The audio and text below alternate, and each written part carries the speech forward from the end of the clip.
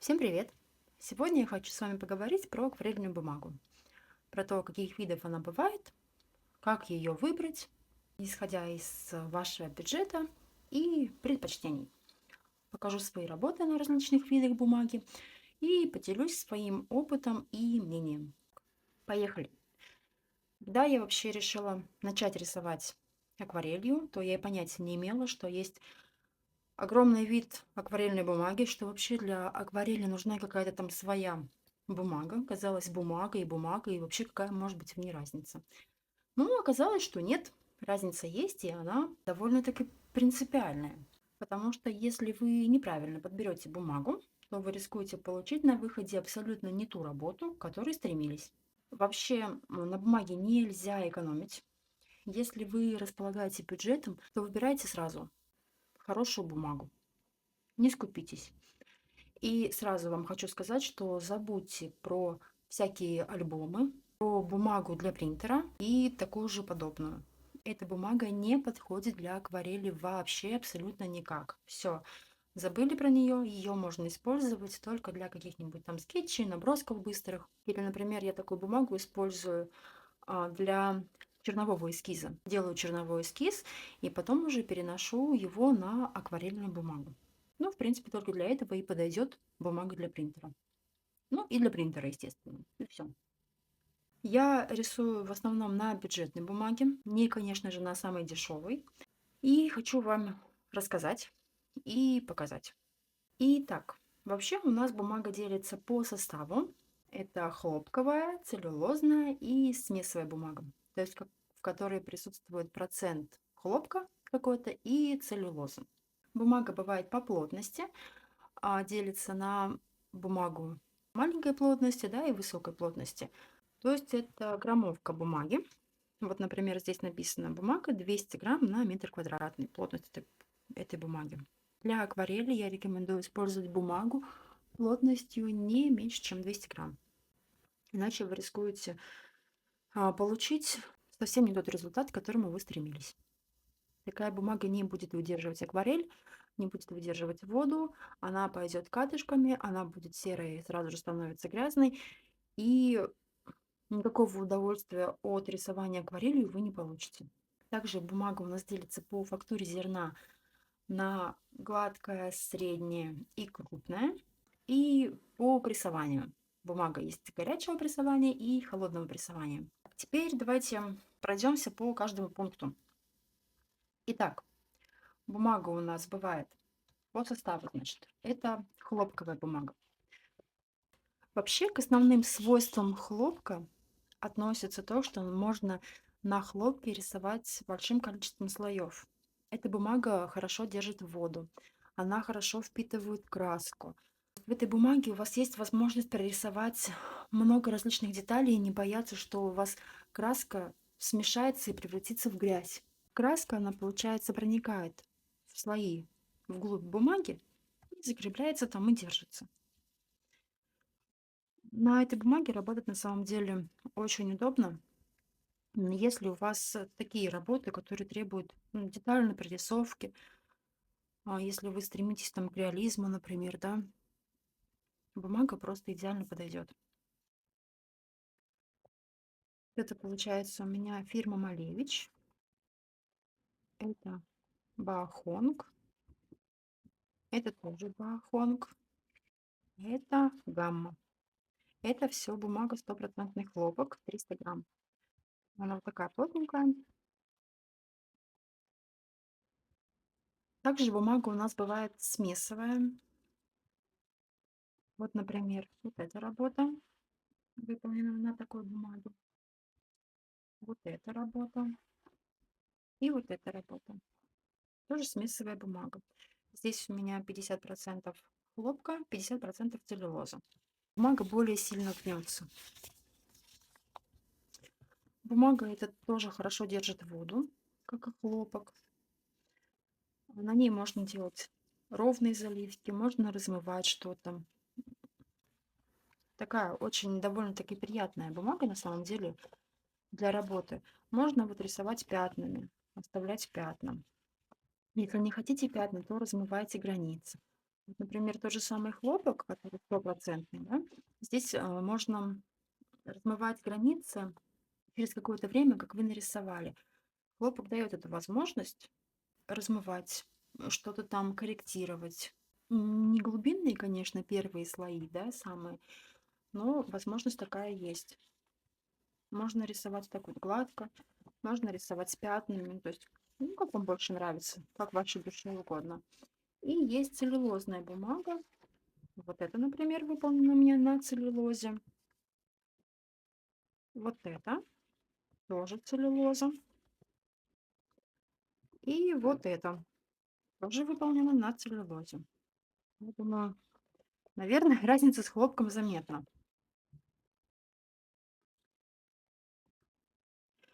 Целлюлоза, она прекрасно подходит для быстрых скетчей, для быстрых каких-то работ. Здесь у меня выполнено в 3 слоя этот портрет. Если рисовать большим количеством слоев, то получится вот такая вот штука, как здесь. Начнет размываться в грязь. Здесь вот, наверное, надеюсь, что вам видно вот тут. Вот эти вот все места, оно начинает размываться, поднимать бумагу, образовывать какие-то катышки такие. Бумага эта, ну, она попросту не выдержит большого количества слоев. Для нее идеальный вариант это вот скетчевые наброски. Ну, либо если вы рисуете в такой технике, что вы не используете больше 3-4 слоев, то бумага такая вам тоже подойдет. Здесь у меня где-то в 3 слоя было нарисовано, тут чуть-чуть побольше, по-моему, 3 или 4, наверное, было здесь использовано. Но это так, ну, довольно быстрый скетч. Я тут особо детально ничего не прорисовывала. Для этого целлюлоза отлично подходит. Для того, чтобы, знаете, набить руку вот именно в быстрых скетчах, это идеальный вариант. Если вы хотите рисовать какие-то полноценные такие детальные работы, где нужно использовать много слоев, где, например, сложный свет, сложная тень, да, как вот здесь, например, эта тень идет от окна. Вот на целлюлозе вы такое не нарисуете. То есть там в 3 слоя не получится этого передать. Ну, либо это будет такой прям супер-пупер простой скетч. Прям самый простой и плоский. Вот здесь вот различные, несколько заливок у меня использовалось. Различные там отмывки, например. Отлично для таких техник подойдет именно хлопок. Он позволит вам провести много различных манипуляций. Вообще много. Но опять же, хлопок должен быть, ну, не самым бюджетным. Потому что есть фирмы, которые они прям совсем бюджетные, и на самом деле у них хлопок тоже будет, ну, так себе.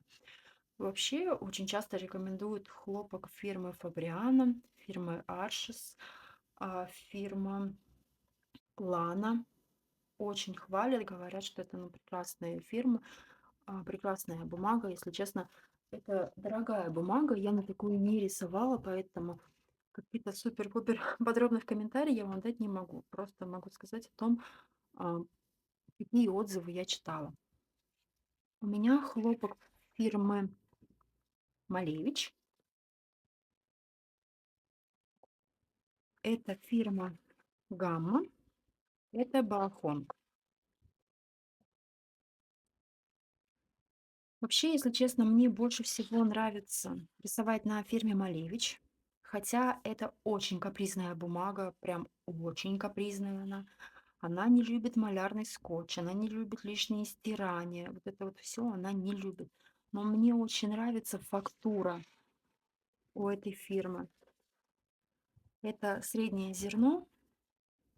Вот оно. Оно такое прям у них, как такое-то такое. Я бы даже ближе сказала, наверное, какому-то мелкому, но оно у них среднее. Мне очень нравится, как получается потом итоговая работа. На ней очень удобно рисовать. Кисточка идет легко, краска очень легко растирается, растекается. Вообще, вот эта бумага, этот хлопок, он позволяет размывать какие-то границы, какие-то участки даже после того, как вы проработали и прошло там какое-то количество времени. Я могу проработать глаз, нос, рот, и потом вернуться к глазу и размыть какую-то здесь черточку, которая мне не понравилась. Вот Малевич дает прекрасную возможность это все размывать. Но ластики, лишние подчеркивания карандашами, малярный скотч, маскирующую жидкость эта бумага терпеть не может. Но я все равно вам рекомендую ее попробовать, потому что на ней реально круто рисовать. Вот, ну правда, мне очень нравится. Это баохонг хлопок. Это тоже среднее зерно. Эта бумага тоже 300 грамм. Вот она такая плотненькая. Эта бумага, по-моему, вообще неубиваемая. На ней вы можете делать вообще все, что угодно. Малярный скотч, пластик, прям тут же нарисовать черновой эскиз, подправить, нарисовать эскиз готовый. Эта бумага выдержит. Но все равно я не рекомендую этого делать, потому что чем меньше вы издеваетесь над своей акварельной бумагой, тем лучше потом у вас получится результат. Но для этой бумаги вот ни маскировка, ни малярный скотч вообще не проблема. Вы можете наклеить, потом просто так вот брать, отдирать этот скотч. И поверьте, вы не увидите здесь вообще ничего, даже никакого намека, что у вас тут был малярный скотч. Но эта бумага, вот на мой взгляд, она какая-то такая более шершавая, и краска здесь растекается не так охотно, как на том же самом Малевиче, например, да. И здесь постоянно приходится ее подталкивать, эту краску. И мне тут неудобно рисовать маленькие какие-то детали, прорисовывать глаза, например.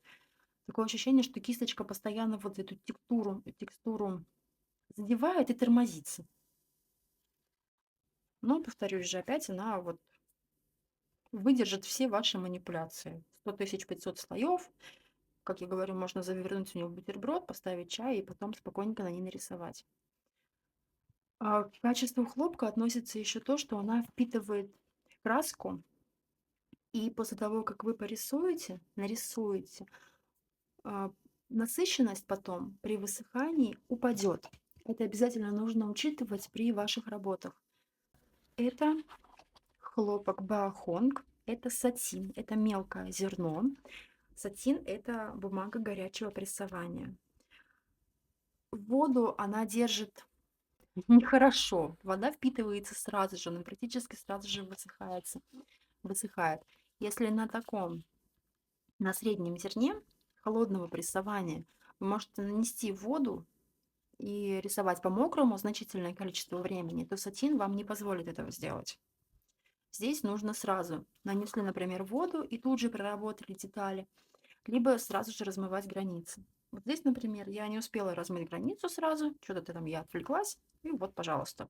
Потом ее просто уже было и не размыть. Бумага сатин, она отлично подходит для прорисовки мелких деталей, для ботаники.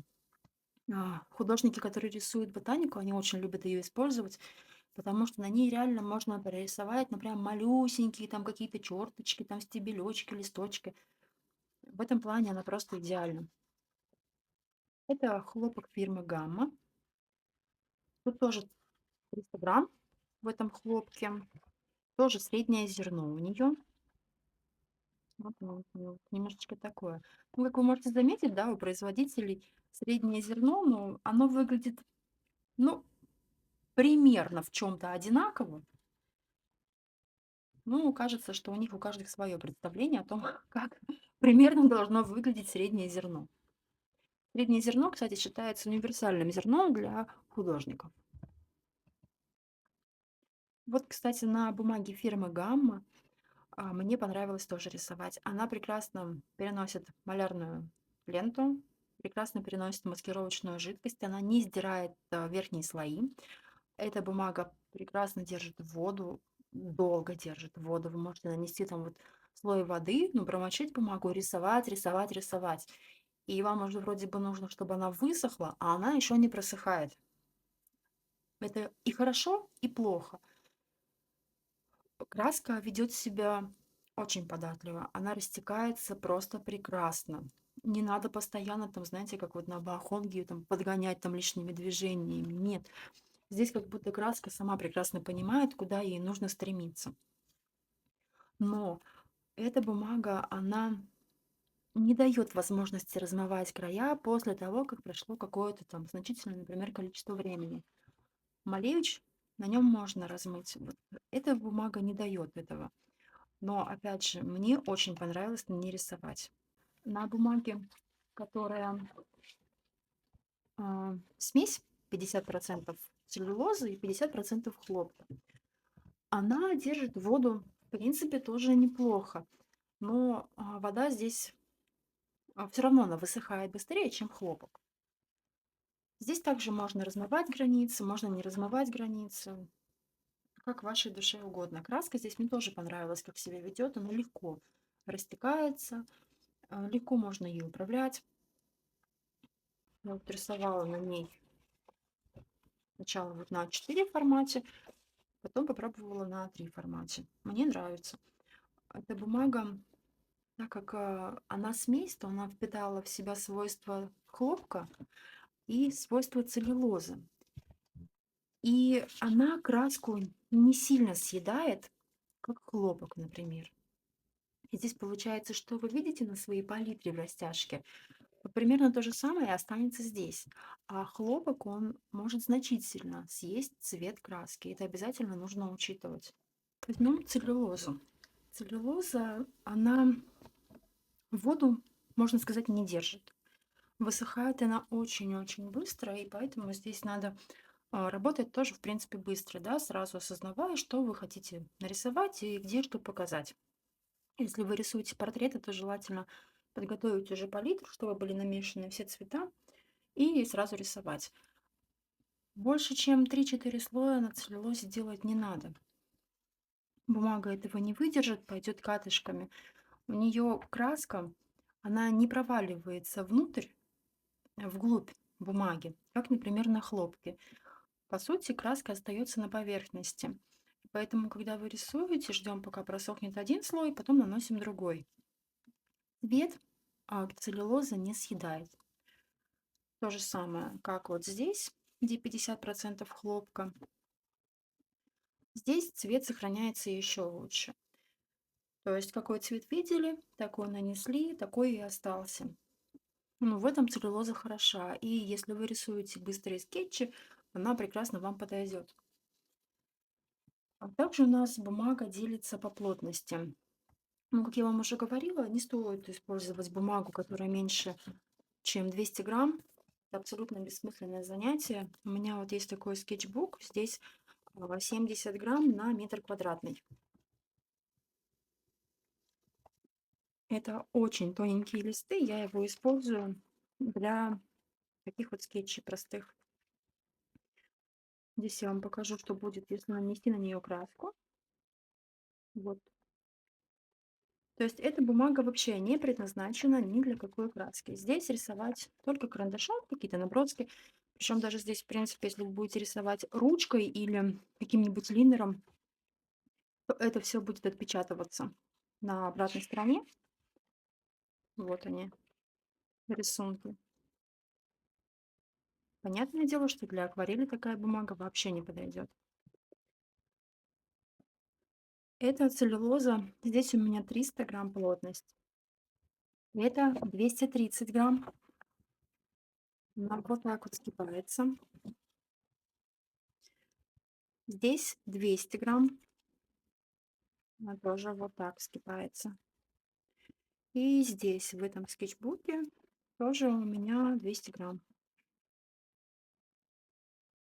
Ну, производитель чаще всего, если это скетчбуки предназначены именно для акварели, для художественных каких-то работ, они пишут обязательно граммовку. Сколько грамм, какая плотность. Вот. Здесь тоже вот я рисовала, но тут тоже совсем немножечко у меня слоев, без какой-то там детальной прорисовки. А по фактуре зерна, как мы уже знаем, бумага у нас делится на мелкое, среднее зерно и крупное зерно. Мелкое зерно это сатин. Вот. Очень гладенькая эта бумажка. Практически не видно никаких зернышек. Среднее зерно производителей может отличаться. Вот среднее зерно, здесь среднее зерно и тут также среднее зерно. И бумага торшон. Торшон — это крупное зерно. Я на этой бумаге не рисую, поэтому у меня ее нет. Я не могу вам показать э, образец, так сказать. А торшон, на нем сложно будет рисовать портреты, сложно прорисовывать какие-то детали. Да, наверное, он прекрасно подходит, мне кажется, для каких-то больших работ, там, может, изображение моря. Вот знаете, работы, где нужна какая-то текстурность, фактурность. А если же вам нужно прорисовывать реснички, то на торшоне этого сделать не получится. Вот смотрите, например, вот эта бумага — это баохонг. Здесь тоже хлопок, среднее зерно, но вот он такой шершавый, и поэтому кисть как будто немножечко застревает, и вот мелкие вот детальки было очень сложно рисовать. Кисть постоянно тормозилась. На более гладкой бумаге это, конечно, идет все гораздо проще. На сатине вообще кисточка скользит просто прекрасно. Но опять же, сатин подходит далеко не всем. Ну, для ботаники, да, тем, кому нужны детальные проработки, те, кто быстро рисует, или те, например, кто хочет еще, чтобы было много пятен в работе. Вот эти вот текстурные пятна, они, эти вот текстурные пятна, ну, здесь у меня их совсем мало, вот это вот пятнышко, например, да, вот эти, их очень легко делать на сатине за счет того, что оно быстро высыхает. Вот здесь, например, фактура вот этих вот пятен очень видна, тут я не размывала, и вот они остались. Хотя сейчас, например, на мой вкус, я бы их размыла уже. Сделала бы как-то более гладко, что ли. Ну и бумага у нас делится по прессованию. Как я говорила, это холодное и горячее. Горячее — это сатин, холодное — это все остальное. Итак, в принципе, это вся информация про бумагу. Резюмируя все то, что я вам сказала, если это все собрать воедино, то если вы хотите рисовать быстрые скетчи в два-три слоя, без особого количества деталей, если вы, например, не хотите рисовать портреты, вы будете рисовать, я не знаю, яблочки там, ну, что-нибудь простое, например, не требующее супер детальных проработок, либо просто вам нравится рисовать скетчи, вам подойдет целлюлоза. 3, там, 4 слоя она прекрасно выдержит, вы можете ее использовать в своей работе и, ну, не тратиться на хлопок. Если вы хотите рисовать детальные портреты, какие-то большие работы, ну вот именно детально прорисованное, где нужно будет много разных слоев нанести, то, конечно, здесь вам нужен будет хлопок, либо бумага-смесь, хлопок и целлюлоза. В них разница есть, вы попробуйте, выберите ту, которая подходит именно вам. И если вы хотите просто отрабатывать какие-то навыки, просто иногда подчеркать, то вам прекрасно подойдет скетчбук. Если вы хотите рисовать ботанику, прорисовывать прям все детальки до мелочей, прям вот малюсенькие там прожилочки, вам прекрасно подойдет сатин. Там можно делать идеально гладкие заливки, прям ровные-ровные будут, знаете, как вот ретушированная кожа на фотографиях, прям вот ровно-ровно гладко. Вот на сатине прекрасно это все получается. Надеюсь, что это видео поможет вам в выборе бумаги, поможет вам определиться, ну, хотя бы не с видом бумаги, а хотя бы понять, в какую сторону вам нужно двигаться при выборе этой бумаги. В любом случае, купите себе различные бумагу, целлюлозу, хлопок, смесь и попробуйте. Выберите именно ту, которая подходит именно вам, поверьте, потому что мнений будет примерно столько же, сколько художников. У каждого свое мнение на этот счет, какая бумага хорошая, какая не очень, какая нравится. Вы должны найти свою. Бумага будет вам помогать рисовать красиво. Как бы это ни звучало, но от бумаги очень много зависит. Очень много. Какой будет ваш результат? Вот, например, даже если сравнить. Вот, пожалуйста, да? Ну, наглядно сразу видно. То есть, если я могу рисовать уровни, вернее, работы вот таких уровней, то на целлюлозе обычной вот получается вот так. Поэтому пробуйте, экспериментируйте. Можете поделиться в комментариях, на какой бумаге вы рисуете, какая фирма вам нравится. Если есть какие-то вопросы, пожалуйста, пишите, я с удовольствием на них отвечу. Я желаю вам удачи в творчестве, чтобы у вас все получилось. И пока-пока.